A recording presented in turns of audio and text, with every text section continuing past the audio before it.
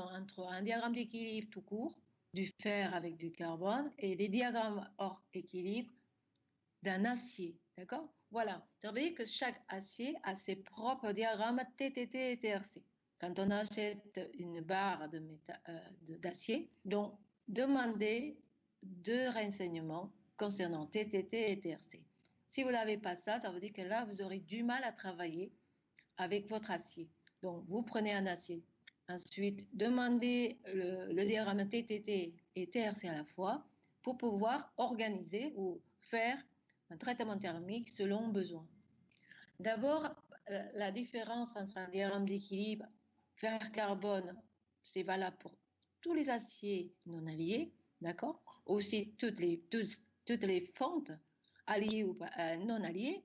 Donc, ce qui fait l'utilisation reste quand même assez générale. C'est pas personnalisé, vous savez. On peut regarder, on peut juste consulter, on peut juste deviner ou vérifier la nature des phases, etc. Donc tout ça, ça existe sur les diagrammes d'équilibre, mais malheureusement, ce diagramme fer-carbone n'est peut utiliser que pour les aciers non alliés.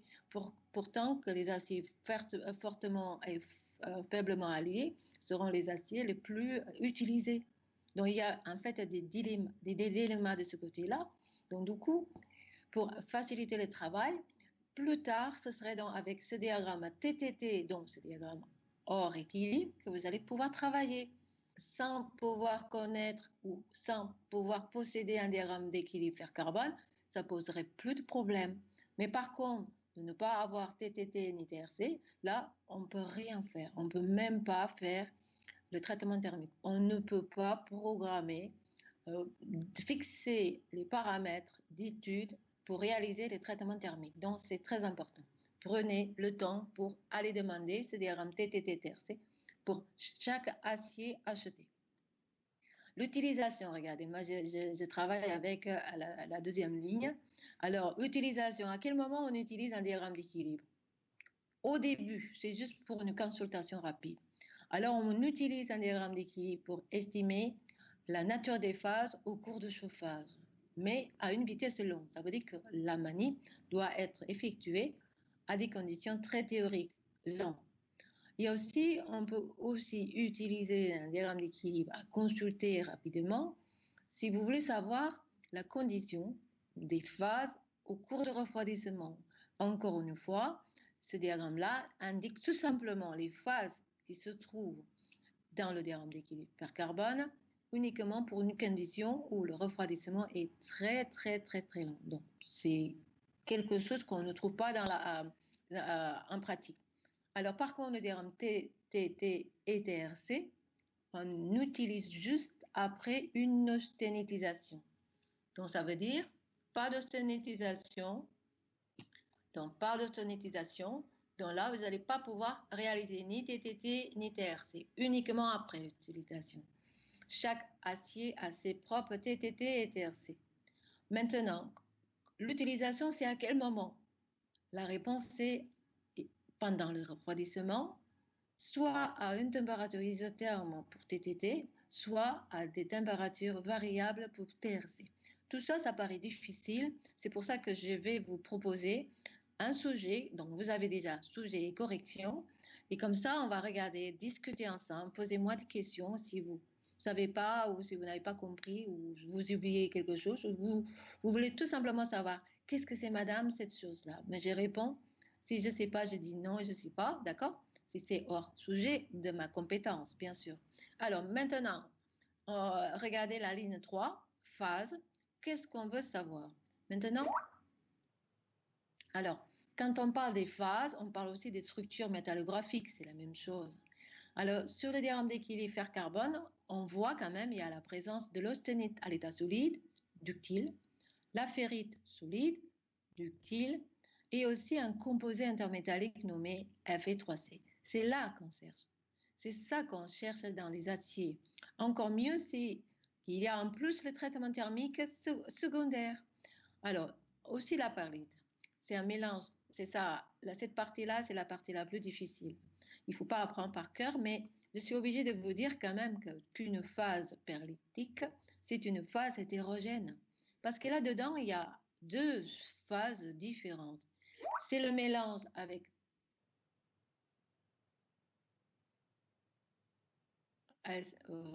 vous avez le son? Vous avez le son? Qu'est-ce que je dois faire finalement? Vous m'attendez? Vous avez deux choses. Est-ce que vous m'attendez? Vous avez... Ah bon? Mais pas tout le temps, difficilement. Qu'est-ce qui se passe? Est-ce que vous avez coupé votre micro?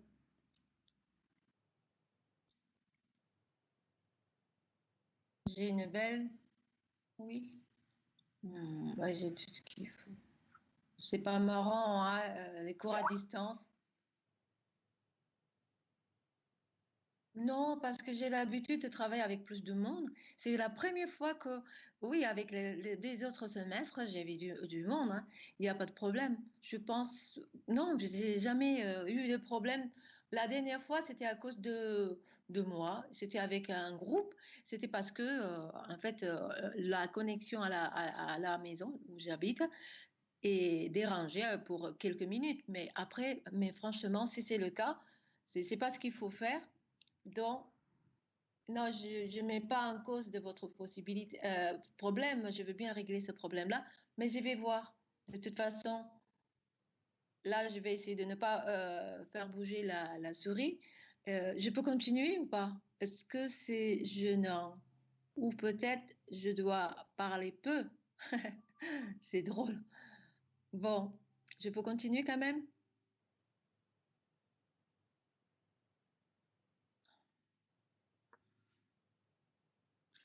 Alors, regardez, donc, par rapport aux phases, oui, merci, merci Théo. Par rapport aux phases, sur le diagramme d'équilibre, on a des phases austénite, ferrite, sémantite, perlite. De l'autre côté, on a ça également, mais en plus, il y a des phases qui n'existent pas sur le diagramme d'équilibre, comme de la bainite, martensite et l'austenite résiduelle. Alors maintenant, les paramètres. Donc, il y a plus de paramètres sur le diagramme TTT et TRC. Donc, ça veut dire notre diagramme hors équilibre, ce sont des diagrammes très pratiques parce qu'il y a beaucoup de renseignements. C'est pour cette raison-là qu'on peut laisser tomber un diagramme d'équilibre, faire carbone, d'accord? Désormais, on n'a plus besoin d'un diagramme d'équilibre, d'accord? On n'a pas besoin parce qu'avec 100, avec uniquement TTT et TRC, on peut continuer à réaliser le projet, d'accord? Voilà, c'est tout. C'était juste pour vous montrer ça. Alors, maintenant, on va faire l'exercice corrigé.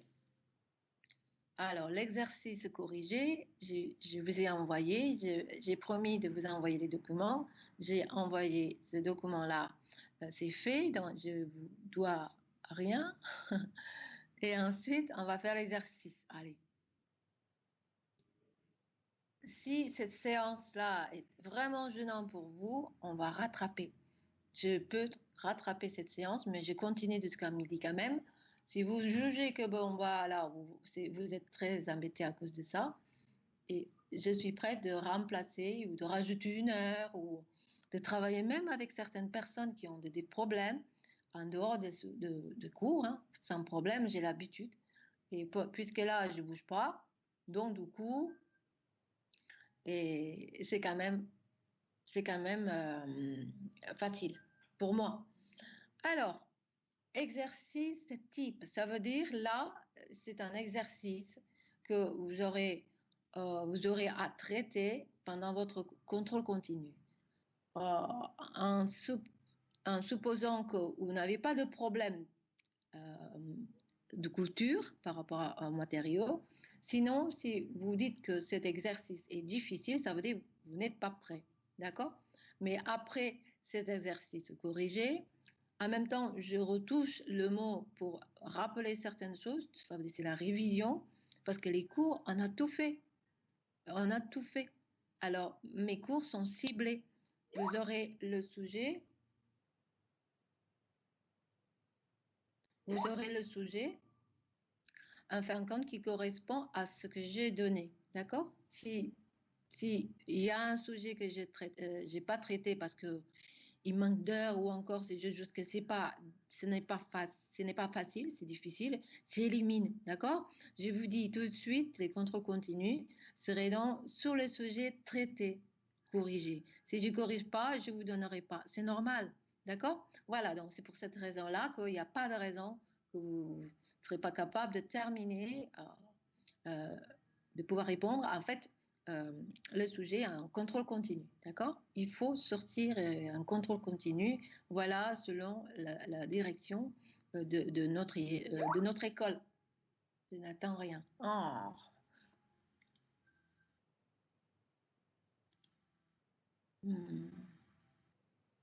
D'accord, c'est pas évident, hein. Allez, dans quelques jours, ce serait à la fin de notre confinement, mais on est obligé de rester à la maison, hein, quand même. L'école ne veut pas accepter les élèves. Je ne sais pas pourquoi d'ailleurs. Bon. Alors, qu'est-ce qui se passe? Alors, on a un acier sélectionné. On a un acier sélectionné. Oui, évidemment. On a un acier sélectionné. Donc, il s'agit d'un acier. Voilà la composition. On donne la composition. Je ne donnerai pas ce genre de questions. On est d'accord? Tout de suite, je vous donne le nom. X40 chrome, molybdène, silicium, vanadium, etc. Donc, on ne donne pas. La composition, je ne vais pas vous donner la question, je ne veux pas vous donner la question par rapport à la composition. Et la question, c'était déterminer le nom de matériau. Non, on n'en est pas là, à ce point-là, parce qu'on a besoin des documents.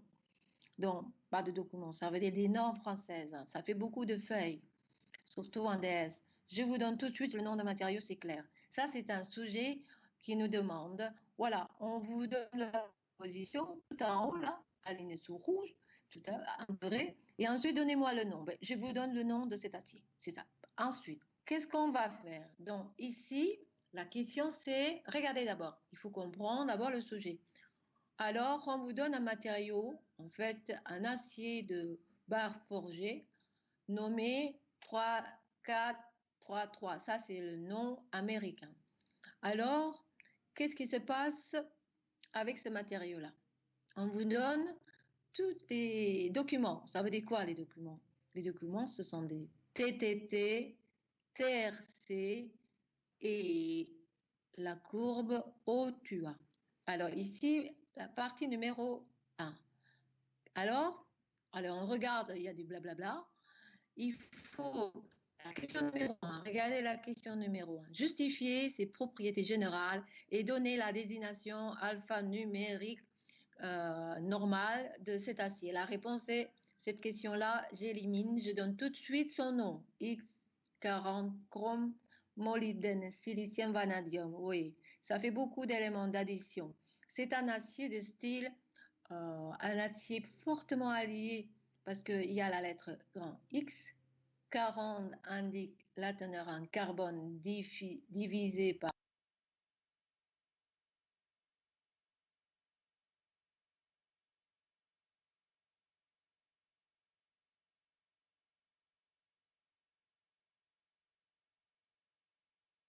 5,5.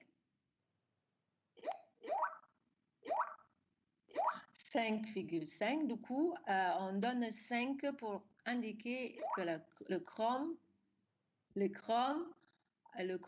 a 5% en concentration. Il y a la concentration et 5% de chrome. Alors, le molybdène, on peut indiquer 1 après 5. Silicium aussi, 1 après 5. Vanadium aussi, parce que ça, ce sont des concentrations réelles.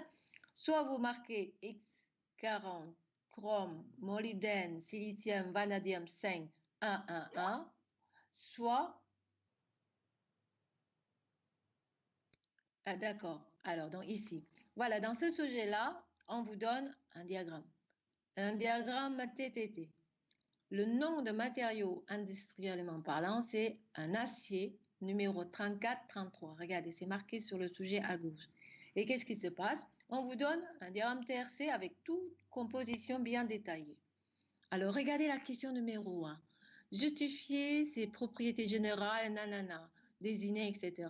On vous demande de préciser, mais dans cet exercice, pour votre contrôle continu, je ne vais pas vous donner ce genre d'exercice. Pourquoi? Parce qu'il faut des normes, il faut des feuilles. Donc, ça veut dire là, ce sujet-là n'aura pas lieu. Donc, le sujet, ce serait donc, je vous donne l'énergie. Je vous donne le nom de l'acier directement. Donc, je vous donne un acier nommé. La question numéro 1, donc, il faut supprimer. Vous n'aurez pas ça. Alors, donc, le nom de matériau, c'est X40, chrome, molybdène, silicium, vanadium 5. X indique que c'est un acier fortement allié. 40 montre la concentration de carbone divisée par 100, ça fait 0,4. Chrome, ça donne la concentration réelle de 5%. Vous voyez, donc il n'y a pas de coefficient. Ensuite, molybdène, silicium, vanadium contiennent donc 1% de, 1% de concentration. Concentration de 1%. Alors, donc, à partir de là, c'est bon. Question numéro 2, regardez. Calculer la valeur de MS. Qu'est-ce que c'est MS? Calculer, hein, je veux bien. Là, ici. Alors là, ici, MS, je suppose que ces questions-là ne sont pas pour moi, je suppose. Parce que moi, je pensais que c'est des questions par rapport à mes cours. D'accord? Voilà, regardez ici. Question numéro 2, regardez à gauche. Calculer la valeur de MS. Pourtant, on n'a pas besoin de calculer, hein, parce que c'est marqué. Regardez, c'est marqué MS, c'est égal, légèrement en dessous inférieur à 300 degrés. Alors, donc, qu'est-ce qui se passe? Ça, c'est la valeur expérimentale. Mais par contre, la question, c'est, il faut calculer. Mais comment calculer cette chose? Alors, pour calculer cette chose-là, vous allez reprendre les cours, les polycopes. Il faut trouver la formule. Dans votre feuille, c'est déjà corrigé. D'accord? J'ai déjà répondu.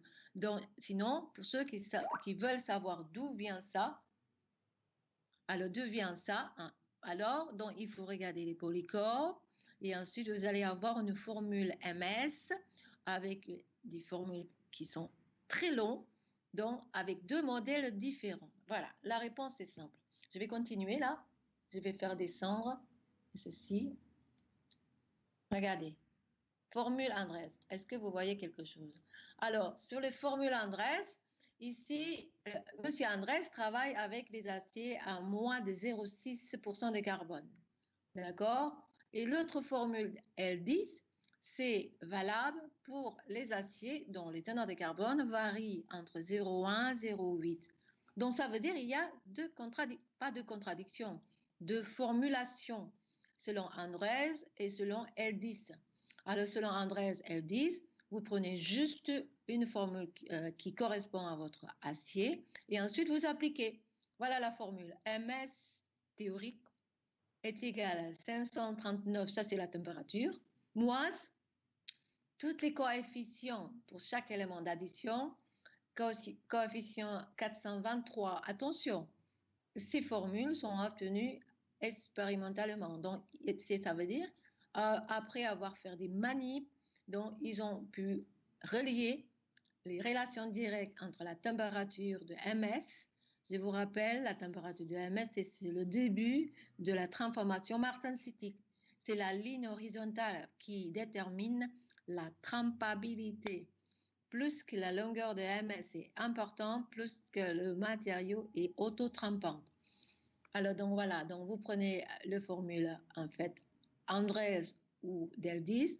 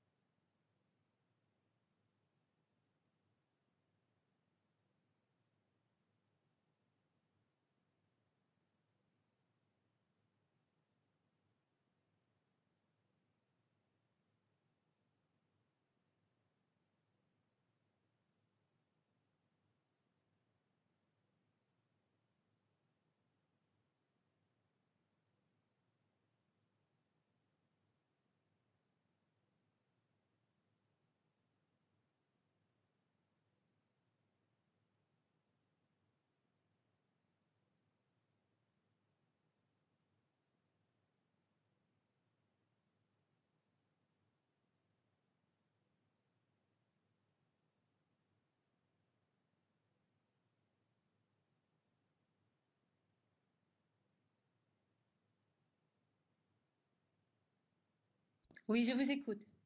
Il y a un problème?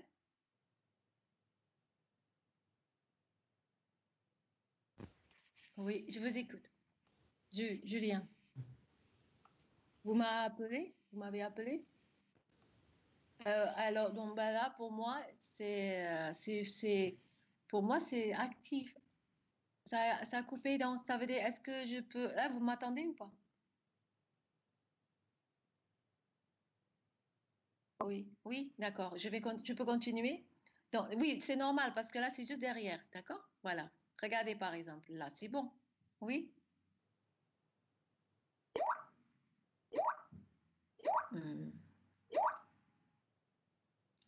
d'accord, je recommence. Le fait que j'ai arrêté, c'est ça, c'est bon, hein? C'est bon? On va y aller? C'est bon là? Oui, allez. Donc on y va? Oui, c'est bien, merci. Allez, on y va. On va donc continuer. On va donc continuer. Regardez là, ici. Bon, on va exploiter la cour numéro 4, hein, c'est ça? Donc, qu'est-ce qui se passe? On a commencé, regardez, le début de la courbe numéro 4 se trouve à 1020, la température de l'automatisation. D'accord? Qu'est-ce qui se passe? Donc, on trace la courbe. Vous regardez, à partir du moment qu'on a le croisement, cette courbe 4 rentre dans le domaine où il y a des raies. D'accord? Une zone nommée carbure. C'est le début de précipitation de carbure, de toutes les sortes de carbures nommées carbure de chrome, carbure de molybdène, carbure de silicium, etc. Alors ensuite, si on continue à regarder cette courbe, numéro 4, rentre dans la baïnite. D'accord? Alors ça veut dire que la baïnite, à la fin, contient 45%. Après la désignation de la pièce, d'accord? Ici, on continue à... Là, on est avec la question numéro 3. C'est la question. Là, regardez, la question numéro 3. Alors, quelles sont les transformations structurales qui se produisent dans l'acier, donc suivant les lois de refroidissement continu dans ces données? D'accord? D'accord, Elisa, il n'y a pas de problème. Donc, ça veut dire là, vous êtes là, c'est bien. Posez-moi de questions, c'est pas la peine que je continue. C'est vous comprenez pas, c'est parce que ça coupe et tout ça. Oui, c'est la question. On a la question 4 et 5. Ça veut dire numéro 4. Et ça, c'est la courbe numéro 4, il faut exploiter. Et aussi, la question numéro, la courbe numéro 5 à exploiter. Donc là, la réponse, c'est numéro 4 d'abord. Regardez la courbe numéro 4. Vous regardez tout en haut, ça descend à partir de 1020. Vous descendez, la courbe descend, tout ça, je ne trace pas parce que ça peut couper le son. J'ai compris. Alors, là, cette courbe rentre dans une zone où il y a des précipités, des carbures. Donc, vous marquez, on a des carbures, voilà, marquez comme ça. Et ensuite, la courbe numéro 4, regardez, elle rentre dans le domaine baïnétique. Il y a la baïnite en dessous. Combien de concentration? C'est marqué, regardez, la ligne donne 45. Ça veut dire qu'on a une phase baïnitique qui est égale à 45%. Le reste, c'est quoi, selon vous? La réponse est de la martensite et l'austenite résiduelle. D'accord? Donc, ça veut dire qu'on a 100% moins 45% qui est égal à 55. C'est quoi? C'est de la martensite et l'austenite résiduelle. La dureté finale, ça donne 56 ou 636. C'était la question. C'est la question, regardez. Pourquoi 1, 2, 3, 4? La question numéro 3, regardez. Juste à gauche, quelles sont les transformations structurales? Pourquoi pas 3? Oui, bien sûr. On peut aussi vous poser la question, alors, analyser la courbe 1 ou la courbe 2 ou la courbe 3, etc. D'accord? Voilà, on peut tout exploiter si vous voulez. La courbe A donne la martensite et l'austenite. La courbe 2, ça donne, regardez, à quel moment que la courbe rentre dans une zone, vous citez le nom de cette zone. La courbe 2, ça donne quoi? Donc, ça donne, à la fin, on aura deux carbures plus l'austenite et la martensite à l'état résiduel. La courbe 3, pourquoi pas? Ce serait votre question. Qu'est-ce qu'on a à la fin à la courbe 3? La réponse est la dureté 56. Les structures, c'est le carbure, parce que la courbe passe à travers le domaine où il y a des carbures, en haut, tout en haut. Voyez? Et ensuite, en bas, ah tiens, la courbe numéro 3 passe à travers dans le domaine baïnétique. C'est marqué 19. Le reste, c'est quoi? C'est de la martensite avec l'austenite résiduelle. Vous faites des calculs. Dans les questions dans ce sujet, c'est numéro 4 et numéro 5. Là, voilà, j'ai compris. Je vais tout exploiter. Donc maintenant, 4. Alors en haut, regardez, c'est facile, vous allez voir. Ça, c'est l'entraînement. L'austenite qui était à 100%, selon le chemin de refroidissement de la courbe numéro 4, passe à travers le domaine des carbures. Là, on a encore des carbures. Et arrivé à la baïnite, là, courbe numéro 4, descend dans la maison du baïnite. Et ensuite, on aura combien? C'est marqué 45. C'est sa quantité. D'accord? Donc, ça veut dire qu'on a les carbures en haut, plus baïnite à 47%, plus la martensite et l'austenite résiduelle à calculer. Ça veut dire 100 moins 45%, ça donne 55%. Alors, la dureté, c'est, voilà, regardez, estimé. La dureté est légèrement moins importante par rapport à celle à la courbe 3. La courbe 5 maintenant, ça c'est la question du sujet. Alors donc ici, qu'est-ce qui se passait? Alors là, regardez, de nouveau, je regarde depuis au début, donc à partir de 1020, sur la courbe 5, c'est marqué. Alors, cette courbe passe à travers le domaine de carbure, on descend, tiens, il y a de la perlite à 100%. Jusqu'à la fin, il n'y a plus rien parce que ça donne combien?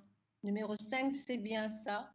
Voilà, je répète, il y a des carbures, il y a de la baïnite, etc. Donc là, la courbe numéro 5 indique, ah non, la courbe numéro 5, c'est, je répète, ce n'est pas ça, j'ai mal vu. Alors donc, je répète, au départ, c'est 100% austenitique. La courbe 5 passe à travers le carbure, donc il y a des carbures. 9% de perlite, on est d'accord, hein? Et baïnite, regardez, 71. Donc, ça veut dire 71 de baïnite. Et le reste, c'est quoi? C'est de la martensite plus l'austenite résiduelle qui est égal à 100 moins 71 moins 9. Et ben voilà le résultat. D'accord? Bon, je résume. Vous avez la correction en dessous. C'était juste pour vous montrer. Il faut analyser courbe par courbe en fonction des questions dont vous allez pouvoir trouver facilement. Voilà, tout à l'heure. Donc, courbe 4, vous allez avoir des carbures, même si vous n'allez pas marquer, parce que c'est lourd, hein, qui se situe entre telle température, à la limite, j'accepte ce genre de réponse. Un exemple, formation des carbures, 45% de baïnite, de la martensite et d'austenite résiduelle, la somme C est égale 100 moins 45, ça donne 55% de baïnite et de martensite et plus l'austenite résiduelle. Vous voyez, même si vous ne marquez pas les plages des températures c'est lourd, sinon hein, vous dites tout simplement deux choses. Je veux avoir deux choses. Montrez-moi les structures formées et la dureté à l'état final. La vitesse numéro 5, c'est pareil. Ça veut dire, vous prenez la courbe numéro 5. Ça, ce sont des exercices que vous aurez le droit à chaque fois. D'accord? Si vous ne savez pas comment lire, c'est dommage, parce que c'est vraiment pas difficile. D'accord? Voilà. Maintenant, je continue. Exercice numéro 2, c'est une autre question. Là, on a abordé déjà au début de la semaine dernière, là, de la dernière fois, pardon, c'est au début de la semaine. Question numéro 2. D'abord, il faut regarder, prenez le temps. Quand on veut réviser, prenez donc le temps, s'il vous plaît, de comprendre le sujet. D'accord? D'abord, ça veut dire quoi? Quelle est votre mission? Ça, c'est la partie B. Là, on va attaquer avec la notion de Jomini. Pourquoi? Pourquoi 5? Allez, on regarde. C'est bien. C'est bien cette question. Alors, pourquoi il y a ça? Alors, pourquoi selon vous? Alors, numéro 5. La courbe, elle est là. J'ai envie de tracer. Regardez numéro 5. Regardez depuis le début. Ouais. Regardez depuis le début. La valeur de 5, ça veut dire les calculs là. C'est 9% de perlite, c'est ça, hein? Plus 71 de baïnite, ça fait combien? 80. C'est pour ça, le reste, c'est quoi? C'est de la martensite, c'est vrai. Vous avez bien fait de me poser cette question-là. Parce que la quantité de la martensite et de l'austenite résiduelle, c'est à calculer. Puisqu'au départ, tout au départ, à 1020 degrés, que l'austenite était 100%. Et cette austenite à 100% devait se transformer en beaucoup de choses, mais il faut que la somme de cette chose-là reste à 100%. Si au départ, on a 100% de l'austenite, déjà, puisque la courbe rentre dans le domaine de perlite, il y a déjà 9% de l'austenite qui se transformait en perlite, dont le reste, d'accord, à la fin, et puis en plus, sur le chemin, l'austenite se transforme de nouveau dans le domaine baïnitique. C'est parce que la courbe passe à travers ce domaine, donc ça veut dire que l'austenite se transforme en baïnite à 71%. Ça veut dire déjà, il en reste, c'est quoi? C'est de la austenite qui va se transformer en martensite. Je vous rappelle, tout ça, il y a de la martensite et de l'austenite. D'accord? Merci. Voilà, maintenant on continue. Moi, j'ai de la patience, ne vous inquiétez pas. Vous ne me gênez pas, je ne vais pas m'énerver.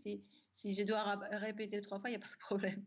D'accord? Mais pour ceux qui disent, ah, mais j'ai compris, allez, dépêchez-vous, madame. Mais je ne vais pas me dépêcher pour tout le monde.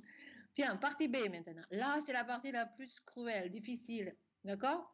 Mais vous allez râler, je sais. Bon, il faut y aller. Maintenant, c'est quoi le problème? Alors là, si vous voyez ce genre de courbe, regardez en bas. C'est marqué distance Jomini. Bah, ça, c'est la dernière leçon.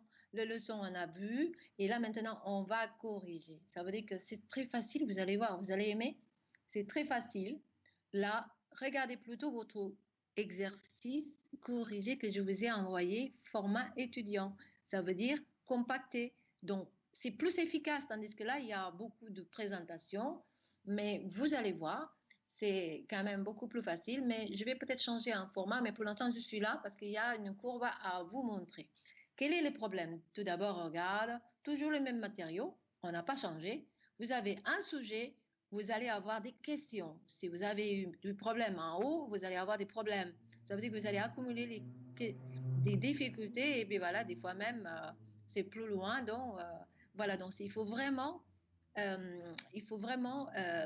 suivre les consignes. Ça veut dire bien travailler pour un exercice, mais pas deux, ni trois, c'est pas la peine. Parce que les compréhensions, c'est toujours la même chose. D'accord? On a besoin de tracer, il faut savoir tracer les courbes de TRC, TTT et Gemini. C'est 3. C'est que 3. D'accord? Et après, vous allez tracer tout ça ensemble sur OTUA 4. Vous allez travailler avec 4 courbes, je vous promets. Sur 4 courbes-là, si vous n'êtes pas capable de dire cette courbe, je cherche pourquoi, parce que je calcule cette chose. Je trace quelque chose, pourquoi. Bon, etc., etc. Ça c'est ça ce qui est difficile, de sélectionner un bon outil de travail pour régler le problème. Ça veut dire par rapport à la question. Voilà. Question numéro 2, c'est l'histoire de Jomini. Alors, d'abord, prenez le temps pour comprendre le sujet. Alors, donc ici, un matériau qu'on vous a donné tout à l'heure, nommé X40, c'est un acier fortement allié, c'est le même sujet, mais on continue à donner des questions. Ça veut dire on applique de plus en plus des questions compliquées. Regardez, donc, alors, on donne le diamètre, c'est de 100 mm, ok? Alors, afin d'évaluer la trempabilité, évidemment, parce que pourquoi on fait le test Jomini? La réponse est pour déterminer la trempabilité. C'est pour ça que l'exercice se nomme trempabilité. Parce que là, on doit savoir tout ce qu'il y a à savoir. D'abord, maîtriser TTT d'abord, sinon impossible d'avancer. TRC à la fois. Ensuite, savoir comment tracer Jomini. Ben oui, il faut savoir comment tracer la courbe Jomini. Et ensuite, la totalité, c'est pour arriver à la fin, c'est savoir tracer sur le diagramme OTUA. Voilà, d'accord? Tout à l'heure, on va faire, si on a le temps, tout à l'heure, on va faire la révision, c'est promis. Et en plus, vous avez un diagramme OTUA déjà étudié en lundi, hein, ce lundi dernier. Donc, du coup, bon, c'est normalement, vous aurez assez d'outils de travail pour bien travailler sur ce genre de sujet. Ce genre de sujet, vous allez avoir le même style. Je vous promets que je ne vais pas compliquer votre vie, hein. Je dis clairement, quand on continue, vous aurez diagramme d'équilibre, on n'a pas. Si on a le diagramme d'équilibre, ce n'est pas pour exploiter, c'est juste pour lire, d'accord? Alors ensuite, TTTRC, c'est promis. Et surtout Jomini et OTUA. Avec ça, ça dure 1 heure. Donc, ça vous permet d'avoir en fait une idée sur qu'est-ce qui va se passer avec le contrôle continu, mais il en faut aller jusque-là, c'est important. L'école demande qu'on évolue les élèves, c'est important. Mais tout le monde est d'accord. Alors ensuite, qu'est-ce qui se passe? Donc, je regarde partie B. On vous donne le même matériau avec la dimension d'un diamètre de 100 mm. Ça, c'est important. Ensuite, alors on va essayer d'étudier la trempabilité de cet acier-là, évidemment. Donc, du coup, on doit tracer la courbe Jomini. Oui. Alors, il y a 2 façons pour tracer la courbe Jomini. Premièrement, soit vous allez chercher une pièce Jomini, chauffez dans un four Jomini, faites une trempe sur le même matériau Jomini, faites des mesures de dureté depuis la partie trempée jusqu'à le milieu de l'éprouvette Jomini. Vous tracez la courbe Jomini. Vous tracez la courbe Jomini dans le sens que là, vous allez tracer la courbe Jomini. Regardez, je vais donc faire bouger, c'est obligé. Alors, ça veut dire quoi? Ça veut dire que vous allez tracer la courbe Jomini qui montre la relation entre la dureté en fonction de distance Jomini, d'accord? Voilà, ça c'est la courbe expérimentale. Je répète, on a 2 façons pour présenter la courbe Jomini. Soit la courbe Jomini expérimentale, ça veut dire vous faites des manips, chauffez la pièce sur la pièce Jomini, ça veut dire avec le format bien normalisé, etc. Chauffez dans un four à 1020 degrés, mettez dans un endroit nommé le bain Jomini, arrosez le pied et on attend la trempe. Du coup, une fois c'est refroidi, on contrôle la pièce Jomini avec la dureté. Comme ça, vous allez pouvoir contrôler depuis la distance 0 jusqu'à mi-pièce, jusqu'à 50 mm.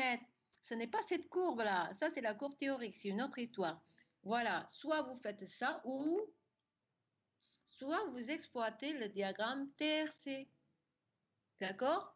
C'est quoi? Pourquoi on doit regarder le diagramme TRC? Ben oui, parce que sur le diagramme TRC, on doit d'abord regarder les vitesses critiques de trempe pour chaque courbe. Voilà, donc ça veut dire quoi? Ce que vous allez tracer, avant, il n'y avait pas tout ça. Ça, c'est tracé après avoir calculé les vitesses critiques. Ça veut dire, c'est même pas les vitesses critiques qu'on va calculer, mais c'est le temps entre 700 et 300 degrés. Ça veut dire quoi? Ça veut dire, vous devez retourner en arrière, prenez votre diagramme TRC, c'est ça, et ensuite, on va calculer le nombre de courbes. 1, 2, 3, 4, 5, 6, 7. 7 courbes à exploiter. 1, 2, 3, 4, 5, 6, 7. dans votre feuille de correction, j'ai préparé un tableau avec, en fait, le numéro de la courbe. C'est marqué courbe numéro 1, courbe numéro 2, courbe numéro 3, etc.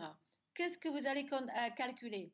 La réponse est, vous allez calculer delta petit t entre 700 et 300. Ça veut dire que vous allez prélever la valeur, prenez une règle, vous allez voir. Tiens, pour la première courbe d'abord. La première courbe, ici, on a le temps, on a la température. Vous allez déterminer le temps sur la pente entre 700 et 300. Je répète. Donc, vous allez calculer la variation de petit temps de refroidissement entre 700 et 300. Ça veut dire que vous allez regarder ceci et alors prélever la valeur. Tiens, T700 pour la première courbe donne ces secondes-là. T300 pour cette première courbe donne ce temps-là. Donc, delta T pour la courbe 1 est égal T300 moins T700. Vous allez avoir l'unité qui représente en temps. Delta T 700-300 est égal quelle seconde? X secondes, d'accord? La même chose pour courbe numéro 2. Donc, vous allez exploiter courbe par courbe. À chaque fois, tant pis pour vous, vous allez donc calculer delta T pour cette courbe 2 entre 700 et 300. Pareil pour courbe 3, 4, 5, etc. D'accord? Je répète. Pour chaque courbe, vous allez calculer delta petit t entre 700 et 300. D'accord? Une fois c'est calculé, vous voyez, regardez, vous devez trouver les valeurs en secondes. 1, 2, 3, 4, 5, 6, 7. Donc, vous allez avoir cette courbe à exploiter, dont 7 delta petit t à obtenir. D'accord? Regardez, ça veut dire ici. Oui, pourquoi? Ça, c'est une très bonne question, très pertinente. Alors, donc, pour vous, d'abord, je vais vous montrer pourquoi. Ce n'est pas des questions, c'est comme ça. Non, non, j'aime pas ce genre de questions. Regardez entre 700 et 300. Alors, au-dessus de 700 et 300, ici, entre celle-là et celle-là, d'accord? Ça, c'est une convention métallurgique. Normalement, normalement, hein, mathématiquement parlant, même d'une façon logique, mais pourquoi Madame Bouffette a pris la décision, c'est pas moi qui ai décidé, mais c'est pour une bonne raison. C'est que mathématiquement, vous devez quand même calculer la valeur de delta T à plus large que ça, non? Normalement, c'était depuis 1020 jusqu'à 25 degrés, on est d'accord. D'accord? Mais pourquoi on ne calcule pas? C'est parce que quand on regarde dans l'ensemble des courbes de TRC, d'accord? Donc, on voit, il se passe quelque chose à 700 degrés. À quoi correspond à 700 degrés?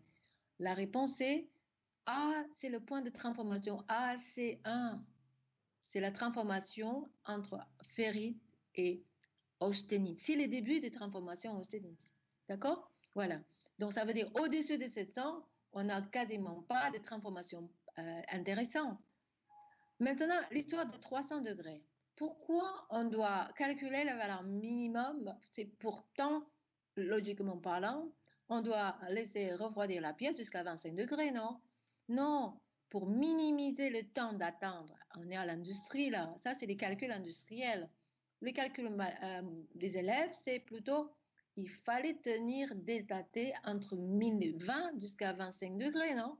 Normalement, c'était logique, c'est la pente de la courbe. On considère c'était linéaire. Normalement, c'était ça. Mais les industriels veulent minimiser le temps d'attente pour gagner plus d'argent, plus de produits.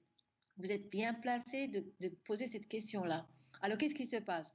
La réponse est, regardez, puisqu'à au-dessus des 700 degrés, il n'y a rien, il n'y a que la transformation austenitique. On appelle, c'est les débuts de transformation austenitique ferritique. À 300 degrés, regardez, vous allez comprendre plus facilement. Ça correspond à des valeurs de MS. Regardez les MS ici. C'est toujours, quel que soit, hein, c'est toujours autour des 300 degrés. Pourquoi? Parce qu'en dessous des MS, il n'y aura plus de transformation de phase. Parce que l'austenite a eu déjà une transformation en martensite. Ça veut dire que c'est le minimum. Donc, si vous voulez bien prouver ce genre de choses, c'est tellement pratique, mais à l'industrie, vous n'allez pas pouvoir calculer delta T entre 1020 et 25 degrés. Plutôt entre, on appelle l'endroit où ça commence, c'est là où il y a des transformations de phase. C'est quoi? Entre 700 et 300 degrés. Donc, ça devient une altitude, une déshabitude. Et bien voilà, on calcule le temps, mais ce n'est pas le temps entre 700 et 300, le temps critique, ça veut dire le temps minimal, d'accord? Voilà, c'est le temps critique pour qu'on puisse en fait réaliser une trempe. Donc, c'est ce que considère Jomini. Donc, c'est lui continuer à travailler avec les notions de base par rapport au temps, des variations de temps entre 700 et 300. C'est le temps critique. Le temps critique, là, de là à là, de là à là, etc. Je reviens, ça va pour la réponse? Je reviens ici. Ok, merci. Alors, je reviens ici maintenant. Regardez, là, c'est votre problème. C'est votre Jomini théorique, d'accord? Désolé, je ne vous ai pas donné la courbe Jomini expérimentale, d'accord? Pourquoi? C'est un choix, d'accord? Soit je donne une courbe expérimentale parce que j'ai l'appareil, soit c'est le jour où vous dites, vous voulez travailler, vous voulez savoir un matériau, eh bien, on n'a pas de machine, on n'a pas de four, c'est cher. Ben, contentez-vous de regarder les diagrammes TRC, tout y est dedans. Alors, malheureusement, vous devez tracer vous-même la courbe théorique Jomini, ce qu'on est en train de travailler. D'accord? S'il y avait la courbe Jomini expérimentale, d'accord? S'il y avait la courbe expérimentale du Jomini, donc vous allez avoir ici la valeur de x qui n'est pas delta t 700-300, mais plutôt la distance Jomini. Ça veut dire que l'endroit où les empreintes ont été réalisées. Jx, ça veut dire qu'une distance de 1 mm, 2 mm, 3 mm, jusqu'à la demi de la pièce d'éprouvette Jomini. Je vous rappelle, la hauteur de l'échantillon de Jomini fait 100 mm. D'accord? Ça veut dire on fait des manips une fois c'est trempé, parce que comme le bout de la pièce n'est pas trempé dans l'eau massiquement, mais arrosé. Ça veut dire que la peau refroidit vite que la profondeur, il y a 10 mm de profondeur, ou il y a 20 mm de profondeur, etc. D'accord? Voilà. Donc, je répète, attention, on a deux courbes Jomini expérimentales. C'est là, théorique, c'est au laboratoire avec des mesures de dureté. Alors, regardez ici. Donc, on trace quoi contre quoi? Les valeurs de delta T, c'est ça, delta T entre 700 et 300 contre la dureté ici. La dureté soit en Vickers, soit en Rockwell-Cohn, mais théorique. Là, ça veut dire quoi? Ça veut dire que vous devez prélever toute dureté de chaque courbe. Ici, 62, l'autre 60,5. Troisième courbe, ça donne 56, 53, etc. D'accord? Vous aurez 7 points à relever. Cette valeur de delta petit t entre 700 et 300 à calculer. Pourquoi? Parce qu'on va tracer la courbe Jomini théorique. Alors, du coup, vous allez avoir le tableau. Regardez sur votre exercice corrigé, donc sur la feuille étudiante, d'accord? Ici, vous allez avoir la valeur x, ce qui représente delta t 700-300, et la valeur y, c'est la dureté obtenue pour la dureté de chaque courbe. D'accord? Comme ça, vous allez avoir 7 points. Regardez, ces points-là, x, y, 2 points, 3, 4, 5, 6, 7. Donc, on a exploité 7 valeurs. D'accord? Vous avez calculé, donc vous devez calculer. Je n'ai pas rempli, vous allez voir. J'ai pas rempli. Vous allez remplir, vous allez tracer vous-même. C'est comme ça votre sujet. D'accord? Une fois c'est trempé, c'est tracé, et voilà la forme bleue. Alors, qu'est-ce qu'on fait avec cette forme bleue? C'est ça la courbe Jomini. Attention, ce n'est que juste une courbe Jomini. Parce que là, question numéro 5. Une fois vous avez tracé le graphe, la courbe bleue, et ensuite regardez la question 5. Sachant que la dureté minimale en surface souhaitée par le client, c'est 700 HV. Ça, c'est un cahier de charge. La question, c'est déterminer l'indice de sévérité. H. Ça veut dire, indiquez-moi, est-ce que vous allez tremper la pièce à l'eau, à l'huile ou à l'air? Avez-vous compris la question? Je répète, après avoir tracé la courbe Jomini théorique, en calculant la valeur de delta T entre 700 et 300, donc vous tracez X, Y, donc dureté en fonction de delta T petit 700 sur 300, tracez la courbe, regardez la question numéro 5. Voilà, vous avez un client qui veut la dureté de 700, mais 700, d'accord? Alors, mais la question c'est comment trouver la dureté de 700 dans quel milieu qu'il faut faire? Ça veut dire que quel type de trempe? Voilà la question, c'est quel type de trempe? Alors, dans la question, c'est ça. Et puis, qu'est-ce qu'il faut faire? La réponse, c'est d'abord, pour déterminer la sévérité H, on en a trois, hein, on est d'accord. Tout à l'heure, on va refaire la présentation de l'OTUA, à quoi représente la sévérité ou les sévérités des trempes à l'industrie. On n'a que trois notions, à l'eau, à l'huile, à l'air, comme vous connaissez, d'accord? H, à l'eau, à l'huile, à l'air, avec des marges à chaque fois, on dit la trempe à l'eau, la valeur de sévérité varie de telle à telle valeur. Moi, je ne connais pas par cœur. Il suffit de regarder la courbe. Tout est marqué. La trempe à l'huile, c'est ça, etc. Maintenant, la question, c'est, ma cliente, je veux la dureté de 700. Ma question, c'est, voilà la courbe Jomini, voilà le comportement, la trempabilité selon Monsieur Jomini. Maintenant, je veux bien savoir, bah, finalement, pour ce genre de cahier de charge, est-ce que je dois tremper la pièce à l'eau, à l'huile ou à l'air? C'est ça la question. La réponse est exploiter d'abord la courbe Jomini que vous venez de tracer. D'accord? Cette courbe-là, vous allez rajouter sur la bac OTUA. D'accord? Vous vous souvenez de la bac OTUA? C'est là où il y a c'est le diagramme oh là, c'est ça, le diagramme le plus compliqué. C'est ça la vague OTUA. Ben, ne regardez pas que c'est pas compliqué, mais c'est vraiment quelque chose de très manuel. Vous allez aimer, vous allez voir. Là, ici, vous imaginez, vous avez un client. Avant de faire le traitement thermique, consultez ces OTUA. Vous allez tracer cette courbe-là. Si vous ne savez pas tracer, c'est parce que là, il faut revoir cet exercice. D'accord? Je répète. Vous avez un acier donné. On a un diagramme TRC donné. On sait comment exploiter les courbes de refroidissement. On sait.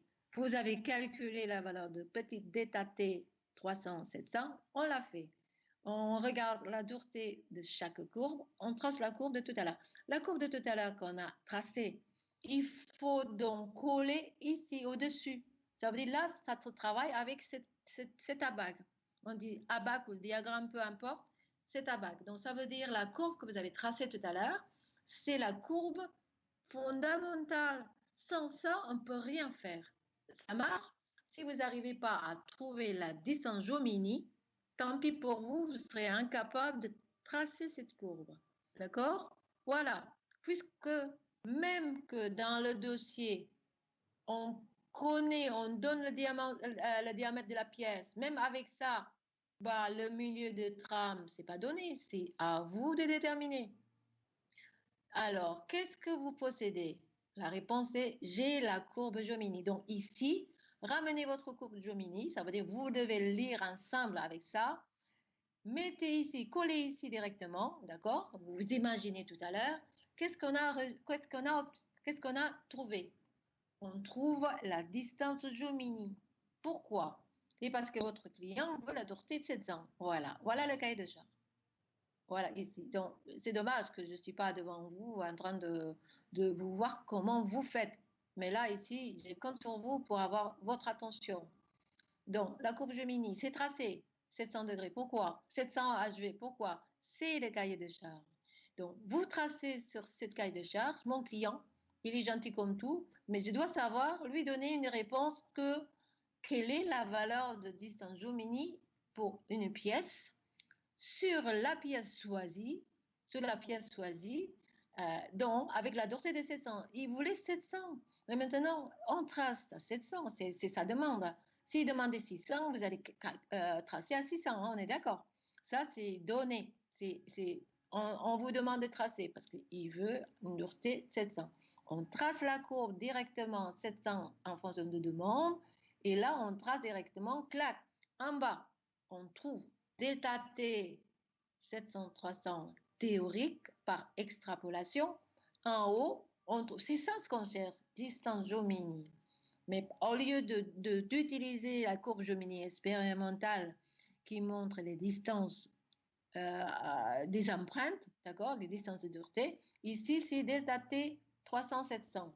Alors là, on trace, clac, on trouve cette distance 15.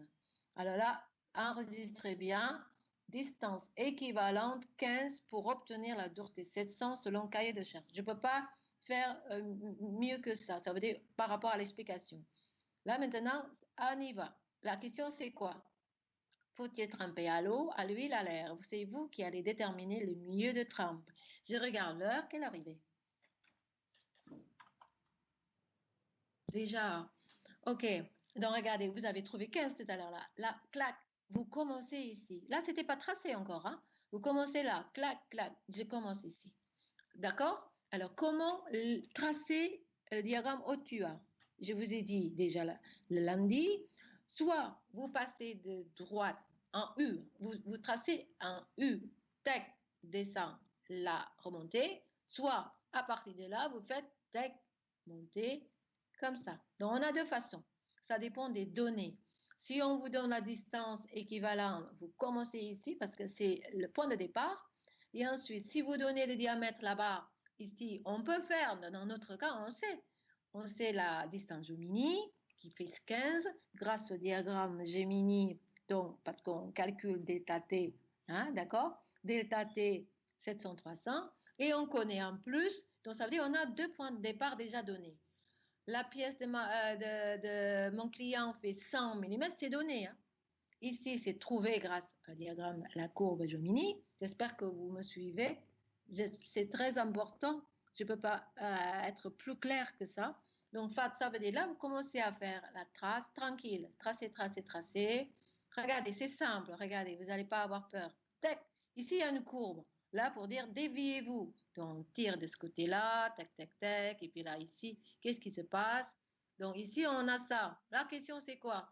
Puisque je ne connais pas, on arrive à pour 15 mm, c'est là.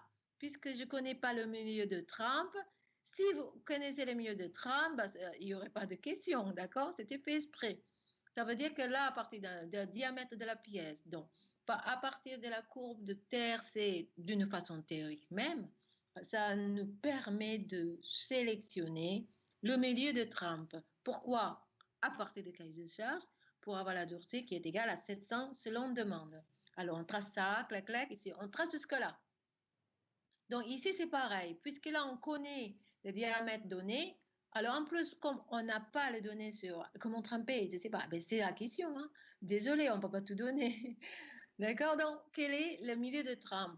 Alors, donc, ici, vous tracez comme ça. Ça veut dire grossièrement parlant, vous tracez ces morceaux-là, on ne sait pas où, et vous tracez ce morceau-là à travers des lignes de transformation. C'est quoi les lignes, tout ça? Les lignes qui sont relativement parallèles. Ben, ce sont des milieux de trempe avec des sévérités différentes. Est-ce que vous me suivez bien? Voilà, ici, regardez. Alors, selon les sévérités à l'industrie, dans l'industrie, on constate qu'il n'y a que trois grandes familles.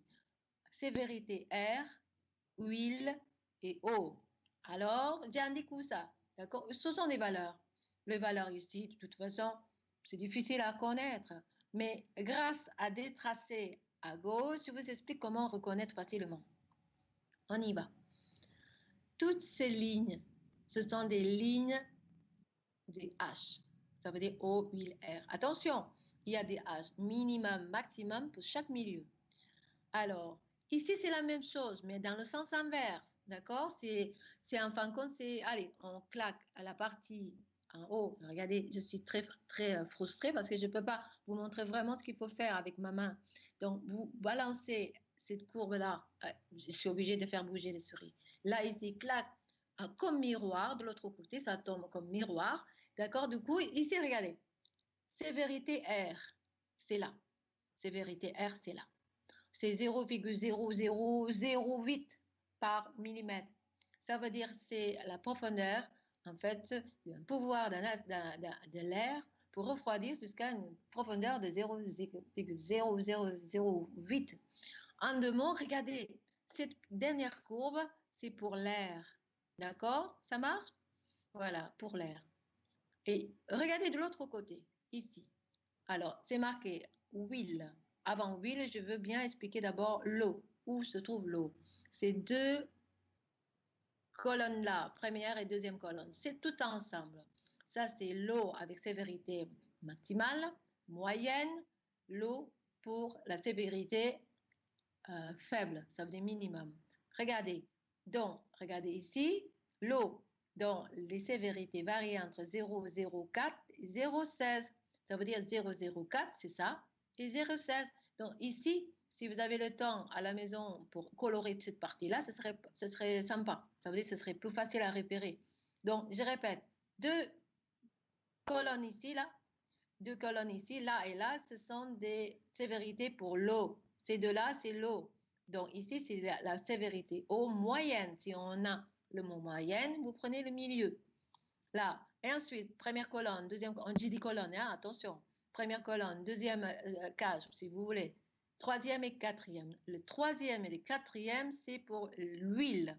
Regardez, pour l'huile, la sévérité varie de 0,01 à 0,04. Ça veut dire, c'est 0,04, c'est le début de sévérité l'huile. Donc ici, 1 et 2, ça veut dire la troisième et quatrième colonne, c'est pour les sévérités l'huile. Je répète, eau, l'huile, c'est tout. Et R, c'est là. Je répète, c'est pour l'eau, valeur moyenne, c'est là, valeur maximale, c'est là, sévérité minimale, c'est là. Ensuite, tout de suite, l'huile, c'est valeur 0,04, c'est le début. La valeur moyenne, sévérité, l'huile, c'est là. Valeur donc, minimum, c'est là. Donc, ça fait donc, ces deux-là, c'est pour les sévérités, l'huile.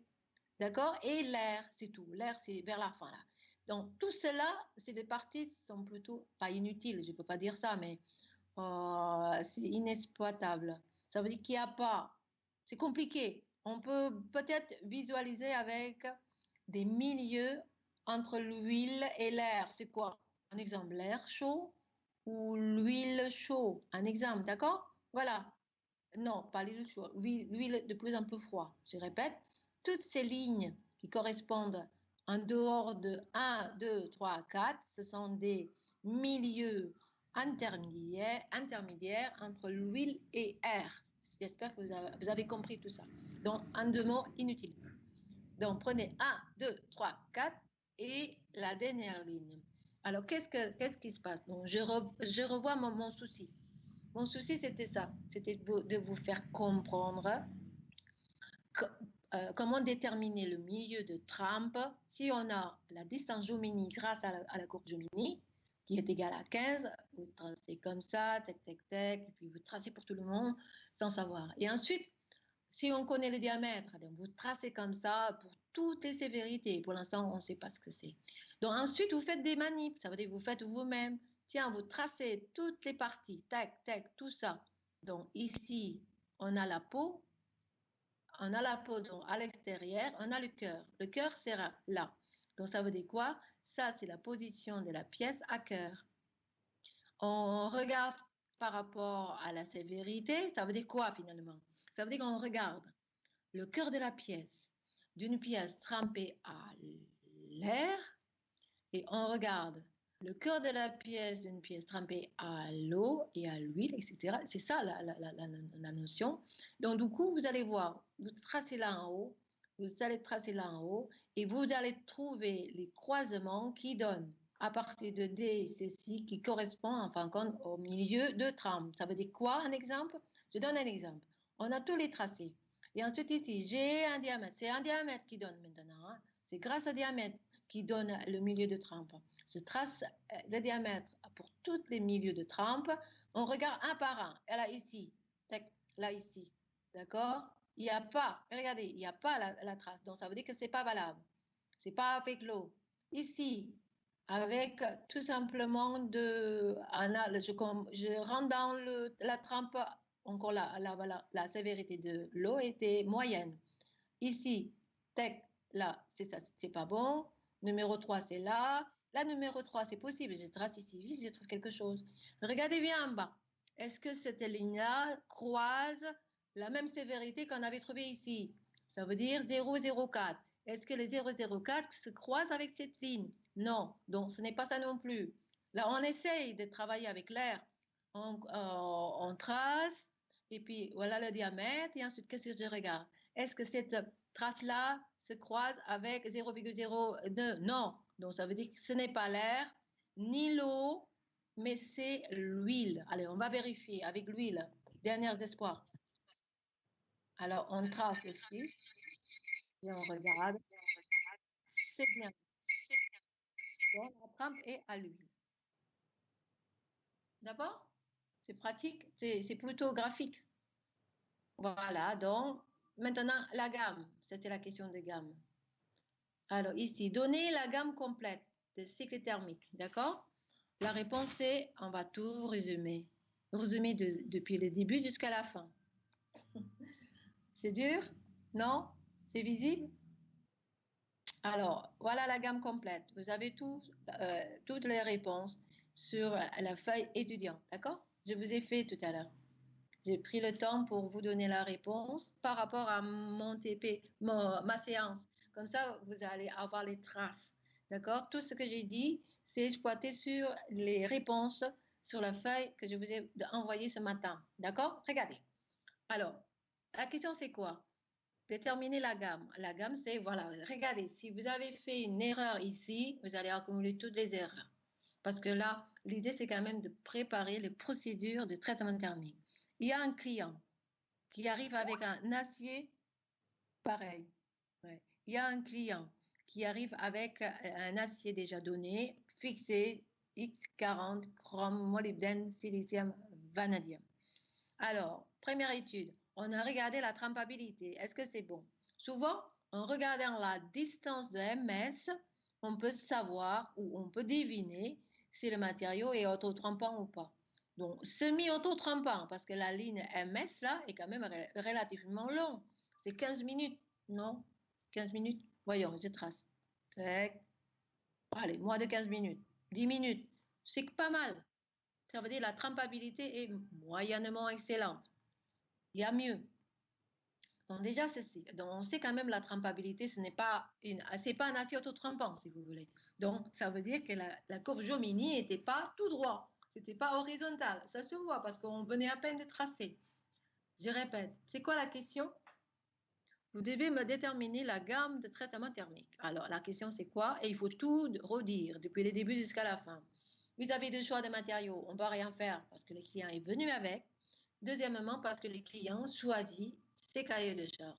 Ça veut dire, je veux un matériau, en fait, avec la dureté de 700 HV. Je veux ça en surface ou peu importe, le matériau doit avoir une dureté 700. Ensuite, qu'est-ce qui se passe? Alors, à cause de ça, on doit donc calculer la distance du Jomini. Mais on n'a pas la courbe expérimentale. Du coup, on se contente de calculer la valeur de delta petit t entre 700 et 300 grâce à ce diagramme-là. D'accord? Pour l'instant, il n'y a pas de risque. Tout ce que vous devez savoir, c'est de résumer votre gamme. Alors finalement, ensuite, on trace la courbe delta t 700, 300, vous savez maintenant comment faire. Et ensuite, puisque le cahier de charge est égal à 700, tracez sur la courbe Gemini delta t 700, 300, vous trouvez la distance Gemini 15, d'accord, qui donne 15 mm. Ça veut dire que le client peut avoir un produit dont la dureté est égale à 700 jusqu'à une profondeur de 15 mm. C'est ça l'interprétation. D'accord, mais lui, il est obligé d'accepter. De toute façon, il n'y a pas mieux. Donc, s'ils veulent dire, ouais, non, je veux avoir plus de profondeur, et vous allez lui dire, ah, mais non, non, non, c'est pas possible, parce que là, la trempabilité de votre matériau n'est pas excellente. Soit vous changez, soit je ne fais pas votre travail. Donc là, si on on peut montrer, donc vous avez montré, vous dites tout simplement, regardez votre MS là, votre pièce là, a un MS jusqu'à 10 minutes, donc ce n'est pas un acier autotrempant. Si vous voulez que votre matériau aurait une dureté jusqu'à 50 mm en profondeur, une dureté de 700 HV, aussi bien qu'en surface, désolé, cette pièce-là, ce n'est pas fait pour. Ce n'est pas un bon choix. Vous devez refaire le choix, acheter plutôt un acier nommé autotrempante. Imaginons, si vous, lui, votre client veut une dureté jusqu'à le cœur de la pièce à 700, impossible. Dans ce cas-là, vous dites tout simplement, regardez, non, regardez la courbe Gemini là, elle n'est pas horizontale. Si la valeur de ΔT était constante, votre courbe Gemini, ce serait parfait. Ce serait comme ça. Tac. Ce serait ici aligné l'un l'autre. Ici, vous allez tracer la courbe bleue, mais horizontale, oui. C'est grâce aux courbes Gemini horizontales. Vous allez dire, oui, monsieur, vous allez pouvoir même tremper les grosses pièces à 100 mm. Il n'y a pas de problème. Ce qu'il voulait, c'était 100 mm, mais il n'est pas gourmand, hein, parce qu'il voulait tout simplement la dureté à 700. Mais il ne l'a pas précisé jusqu'à le cœur. Il a précisé tout simplement en surface. Il savait peut-être que la pièce n'est pas faite pour ça. Vous avez compris l'histoire? Donc déjà, la trempabilité de la pièce, ça se voit sur cette courbe-là, même si c'est une courbe théorique. Alors, si vous avez l'appareil, vous faites des mesures de dureté, là, ces duretés-là, ici, ce serait le dureté expérimentale. Mais de toute façon, c'est pareil. Si le matériau est autotrempante, la courbe Gemini resterait horizontale. D'accord? C'est là, c'est pas le cas. Donc, votre client, il est quand même assez modeste, pas exigeant, parce qu'il sait peut-être que c'est pas possible. C'est pour ça qu'il veut juste la dureté en surface. 700, mais pas à cœur. Ça marche? Donc, en surface, donc, à quoi correspond la valeur, la notion de base par rapport à la distance de Gemini? C'est en fin de compte, c'est la distance où la pièce peut contenir la dureté comme en surface ou comme à demander. Regardez, c'est ici. Regardez, à une distance de 20 mm, et la dureté perd peu à peu. Et puis, regardez, ou là. Donc ici, pour une pièce à ces distances-là, vous allez pouvoir déterminer par extrapolation. Ici, on sait très bien que votre matériau, même à l'état trempé, il n'est pas homogène. Ça veut dire la capacité de la martensite pour se former à cœur, c'est quasiment pas possible. Donc ça veut dire c'est la trempabilité. Pourquoi? C'est parce qu'elle n'est pas parfaite, elle n'est pas linéaire, donc elle n'est pas excellente. D'accord? Si la courbe, je répète, bleue est linéaire, parce que la valeur de ΔT 700-300 reste indifférente, ça veut dire que c'est constante. Là, c'est tout de suite. C'est possible d'avoir la dureté jusqu'à jusqu'à 100 mm. D'accord? Ici, regardez, on est à la moitié de la pièce Gemini. D'accord? C'est pratique. C'est important de savoir exploiter et sentir la réalité. Ça veut dire que vous sentez vraiment la logique dans votre raisonnement. Ça veut dire que c'est acquis. Hein? D'accord? C'est important. Moi, personnellement, je suis triste de savoir que les élèves tracent les courbes sans savoir pourquoi, mais ça m'énerve. D'accord? C'est parce que c'est la chose la plus importante. À quoi correspond la distance Gemini? C'est pour ça que je prends le temps pour discuter avec vous à travers cet exercice type. Vous aurez ce genre d'histoire, ce genre d'exercice. La difficulté, c'est pareil. Une fois que vous êtes capable de maîtriser, de tracer la courbe au TUA sans problème, là, c'est acquis, à vie. D'accord? Voilà, j'ai fini avec l'exercice. Pour la question numéro 6, c'est vraiment de l'application d'une formule. D'accord? Ici, la formule, c'est la gamme, c'est fait, hein, c'est dit. Hein, ça veut dire que quoi? C'était austénisé à 1020 pendant 5 minutes, parce que ça c'était le traitement thermique dans la masse, parce que le diamètre dépasse 30 mm, donc il faut chauffer 100 minutes. Tremper à l'huile, parce qu'on a trouvé grâce à l'OTUA. Et ensuite, voilà, vous allez avoir un matériau avec la dureté pour une profondeur de 15 mm assurée à 700. Donc, le cahier de charge est approuvé. Dernière question, c'est de très facile. Je vais vous donner une formule. Je n'ai pas trouvé ce matin, c'est pour ça que je n'ai pas donné la réponse. Mais vous allez feuilleter votre polycope. Par moment, bon, vous allez avoir une longue formule. Ou sinon, je vous ai donné tout au début de votre séance, il y a un moment. Donc, sur formule en métallurgie, là-dedans, vous allez trouver la formule qui vous permet de calculer la concentration, calculer la concentration de taux de l'austenite résiduel. Lui, vous n'avez pas compris. Voilà, c'est très important. D'accord? On y va tout à l'heure. Voilà, je termine avec ma question. Sur Otua, je sais. Moi non plus. Ah bon, voilà. Donc, pas de problème. On va recommencer parce que là, vous avez quand même compris pas mal de choses. Et les 20 degrés. Et les 20, c'est quoi? Qu'est-ce que ça veut dire les 20 degrés? Expliquez-moi. Qu'est-ce que vous voulez savoir des les 20 degrés? Ouh. Question 6. Ah, question 6. Question 6 ici. Calculer. Ah oui, mais le 20 degrés, vous éliminez cette 20 degrés, ça vous perturbe. Et moi aussi. Oh, bien sûr, quand on fait le traitement thermique, vous allez récupérer la pièce. Ça veut dire que la pièce se trouve à la température ambiante. Voilà, c'est ça. C'est quand même une question pour les bébés. Calculer le taux d'austenite avec. Moi, personnellement, j'élimine la température d'arrêt de trempe à 20 degrés. C'est normal. Quand on fait une trempe, au bout de quelques secondes, on pourra. Oui, ça, c'est juste pour perturber les élèves. Je crois que c'est pas sympa. C'est pour ça que vous posez cette question. Si j'élimine cela, mais d'accord, j'élimine cela. C'est donc de toute façon calculer le taux d'austenite résiduel point à la ligne. Ça veut dire que oui, on calcule à basse température. Donc ça veut dire que oui, c'est la pièce était déjà trempée. Ça veut dire que là, on a chauffé à 1020 degrés, on a trempé, donc l'austenite reste froide jusqu'à la fin. Donc, ça veut dire qu'il faut vraiment tremper à l'eau pour qu'il y ait de l'austenite à l'état résiduel. Ça veut dire que la pièce aurait déjà fait sa vie. Ça veut dire s'arrêter de tremper à 20 degrés. Oui, j'ai compris l'autre histoire. Parce qu'on peut aussi être un peu compliqué, mais là, je ne suis pas très compliqué. Je suis quelqu'un qui est très plus to the point. Là, cette question-là, oubliez, évidemment. Pourquoi? Parce que quand on trempe la pièce, on aura l'austenite résiduelle. L'austenite résiduelle, ça se crée à basse température, d'accord? Même à partir de 300 degrés. Ça veut dire comme ça, regardez. Si vous voulez être sûr que la question soit vérifiée, on va vérifier, hein, d'accord? À 25 degrés, c'est là. L'austenite est où? Où se trouvait l'austenite? Déjà là. Donc, ça veut dire qu'ici, on a l'austenite chaude. À partir de là, plaf, se transforme en marstocite et l'austenite résiduelle. Ça veut dire l'austenite résiduelle, c'est créé à partir de 300 à 298 degrés. D'accord? Voilà, donc on a déjà de l'austenite résiduelle.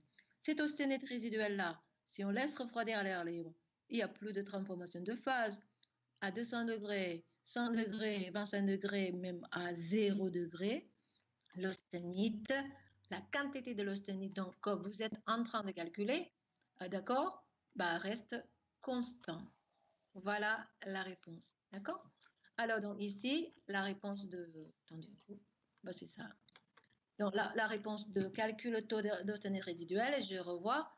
Regardez un dossier que je vous ai envoyé en même temps avec résumé des traitements thermiques dans la masse. À côté, il y a un dossier formule en métallurgie. Sinon, je vais vous renvoyer tout à l'heure pour être sûr que vous aurez. Parce qu'à l'heure actuelle, il y a tellement de mails à envoyer, des milliers de mails pour plusieurs enseignements et chaque élève. Donc, du coup, je suis perdue dans mes documents. Par contre, si vous voulez, les formules, hein, toutes les formules qui peuvent être utilisées, c'est sur un dossier nommé formule matériaux. D'accord? Là. Donc là-dedans, il y a une formule qui indique calculer le taux de l'austenite résiduelle. D'accord? Là, dans cette formule-là, il y a MS. MS qu'on a calculé en deuxième question.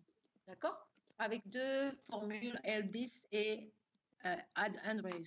OK? Voilà, maintenant, je préfère de refaire le TP, la façon comment on détermine le milieu de trempe, d'accord? Sur OTUA, je veux bien.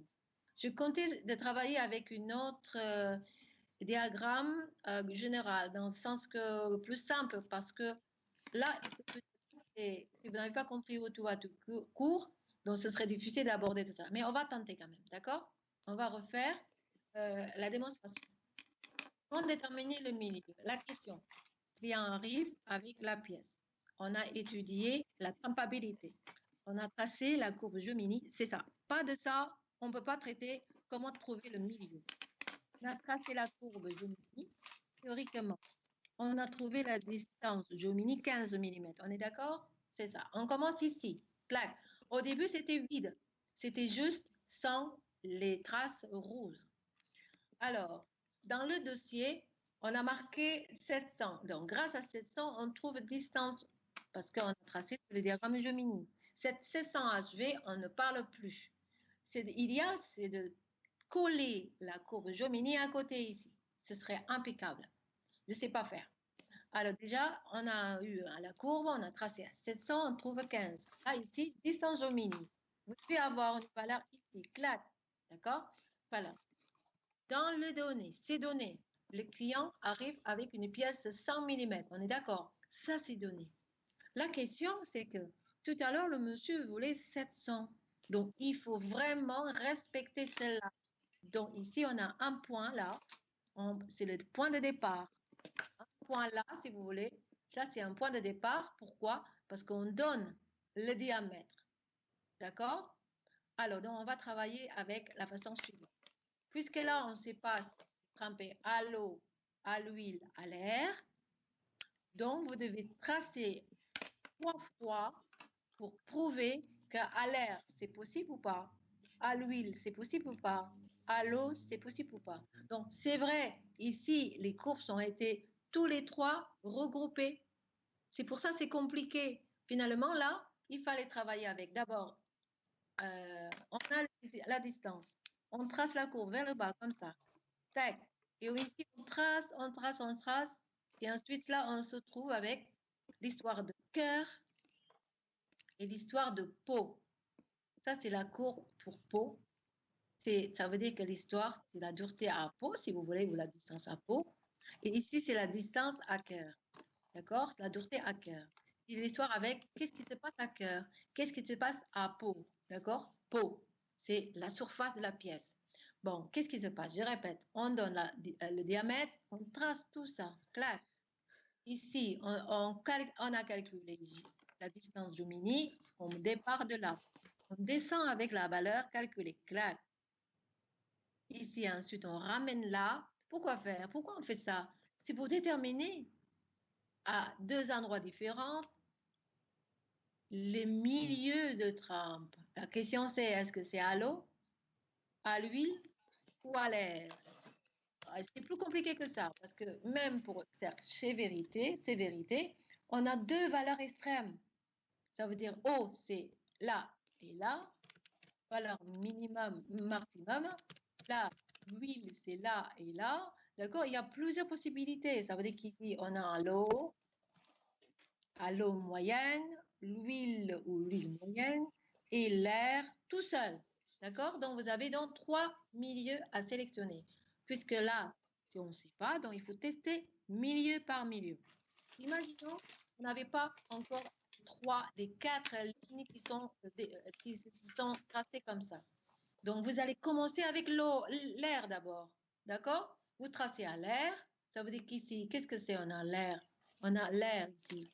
On a ici, c'est l'air, c'est là. Donc, trace, tac. D'accord? On a l'air. Tac, c'est là.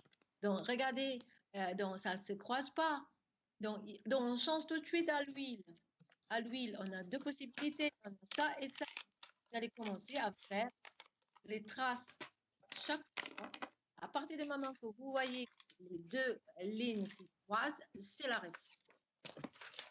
À l'eau, c'est la valeur moyenne. Ici, on a en valeur minimum. C'est les 2 en même temps. D'accord? C'est ça. Ensuite, ici à l'huile, quand les lignes se croisent, sûrement il y a le moment où ils se croisent entre les deux. Ça veut dire qu'ici, là, pourquoi c'est là? Parce que, regardez, c'est compliqué, hein? Arrêtez de bouger votre souris au moins 5 secondes. Ok, bah oui, mais je dois vous indiquer c'est où, comment se croise. C'est pas facile, hein? pour ça que je préfère dans la salle. Et qu'est-ce qui se passe? Ben voilà, donc ça veut dire, vous avez le petit rond là, le petit rond. Qu'est-ce qui se passe? Il y a le croisement qu'on peut attendre. C'est un peu décalé, hein, cette valeur. Oui, je sais, il n'y a pas de problème. Il n'y a pas de problème. C'est pour vous, c'est pas pour moi. D'accord? Au contraire, c'est vous qui allez me demander ce qu'il faut faire parce que moi, je ne vois pas ce que j'ai fait à votre place. Moi, je ne suis pas vexée du tout, pas du tout. Alors, donc, qu'est-ce qui se passe ici? Donc, voilà. Donc, par moment, vous devez donc d'abord, le conseil, faites avec milieu par milieu. Si vous ne trouvez pas que le croisement entre, voilà, la réponse est, je vais aller tout doucement. Si le croisement entre les milieux ici ne se croise pas avec l'autre milieu en haut, parce que c'est la projection. Donc vous dites, ça ne se croise pas, donc c'est pas l'air. Vous testez avec lui l'eau d'abord. Les deux. Attention, dans la valeur de 2, il y a la valeur maximale, la valeur moyenne, la valeur minimale. Donc du coup, vous allez faire pour les trois. Si les sévérités en haut à gauche ne se croisent pas avec en bas à gauche, donc, ça veut dire que le milieu n'est pas adapté. Donc, dans notre exercice, il n'y a que le milieu moyen de l'huile. Ça veut dire que la ligne est croisée en haut par rapport à la ligne de sévérité en bas. Tous, enfin, contre la sévérité en haut. Donc, la sévérité en haut se croise avec la sévérité en bas. En haut, ça veut dire que en haut, c'est là. Hein? Vous voyez, il y a des sévérités. Il y a des sévérités. Donc, si les sévérités de 2 haut et en bas ne se croisent pas, ce n'est pas la bonne réponse. D'accord? Voilà. Apparemment, la question de choisir la sévérité, c'est plus difficile que s'il fallait calculer la distance équivalente. Donc, je vais réfléchir si je donnerais, c'est... Alors, la ligne rouge ne croisait pas... Oh non, voilà, c'est pour ça que c'était pas l'eau. D'accord? Ça marche? C'est tout simple. Justement, on ne voit pas bien, oui.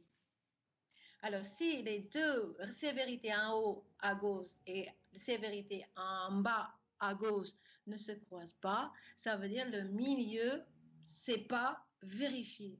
Changer. C'est pour ça que je vous dis d'abord, je vais faire l'air. Ça se croise pas, c'est pas ça, jetez à la poubelle. Deux possibilités, à l'eau, vous faites avec de l'eau.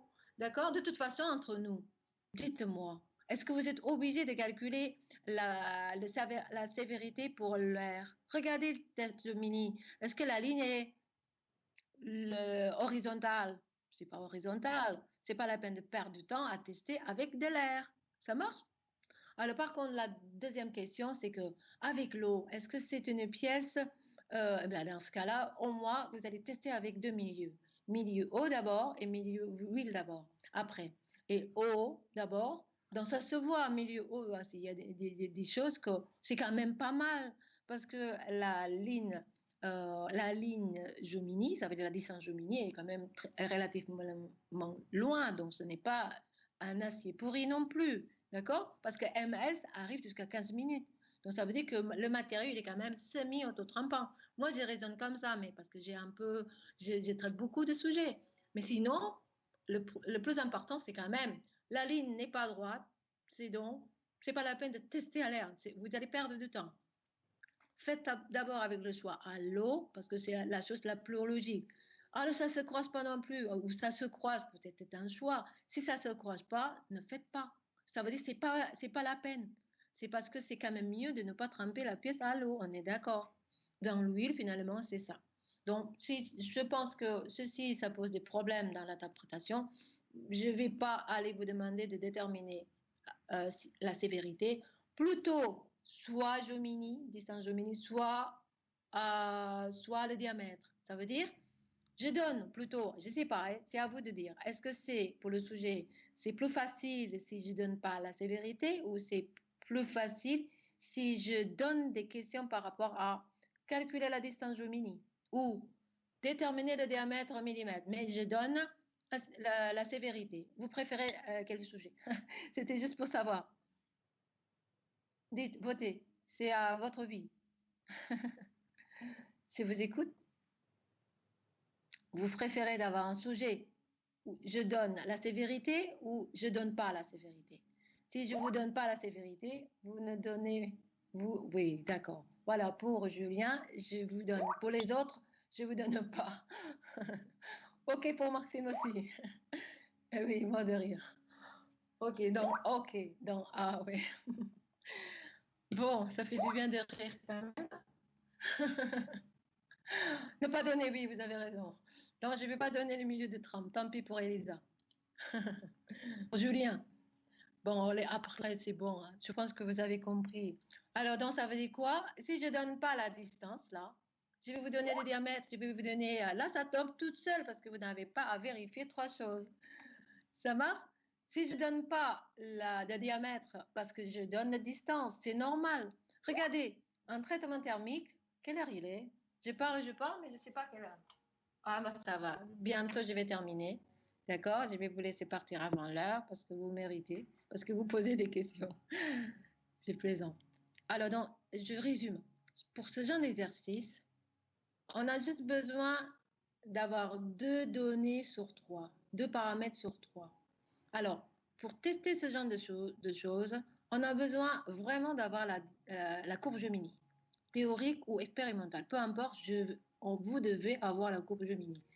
Puisque c'est ça, donc on peut calculer directement la distance Gemini. On donne distance Gemini, on donne la sévérité, on peut trouver le diamètre de la pièce.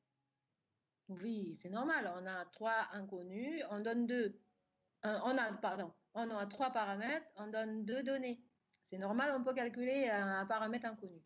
Alors, je répète, si vous voulez débarrasser l'histoire de... Oui, on va sélectionner un milieu, s'il vous plaît, pour perdre moins de temps, parce que sinon, vous devez tester pour l'eau, l'huile à l'air, j'ai compris.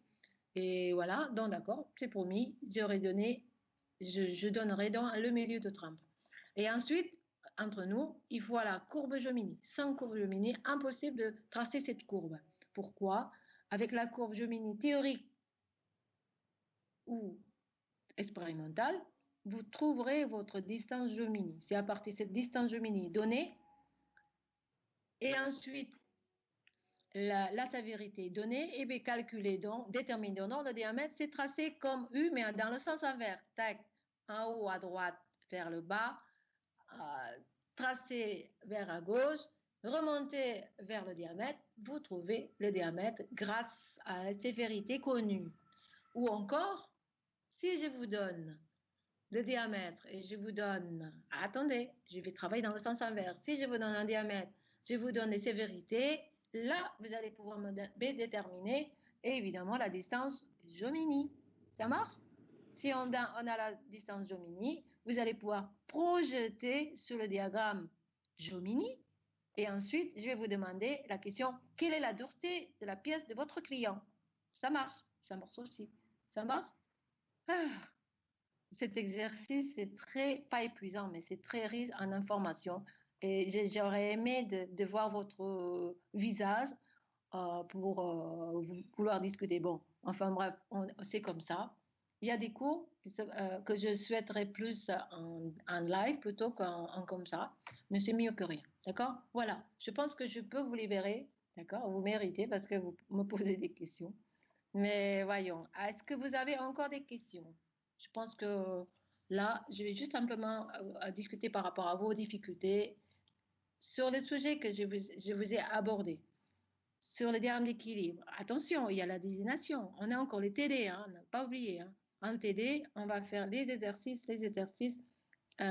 point par point. Ça veut dire désignation, diagramme diffraction, un diagramme d'équilibre, un tout petit peu quand même, et Jomini. Ça veut dire dans Jomini, il y a TTT, TRC et OTUA. Et voilà, ce serait votre sujet en 1 heure. D'accord? Votre continu, votre contrôle continu. Avez-vous des questions? Je vous écoute pour la dernière fois. Oui, 1 heure. Ça, c'est votre dernier cours. Ouh. C'est bon pour vous? Pour vous? Très bien. Bon, portez-vous bien et bon long week-end. Allez, je vous demande je vous demande de revoir un petit peu, hein, d'accord? Mais voilà, il n'y a pas que le travail qui compte, mais aussi le reste. Allez, au revoir. Au revoir tout le monde. Ouais, ça marche.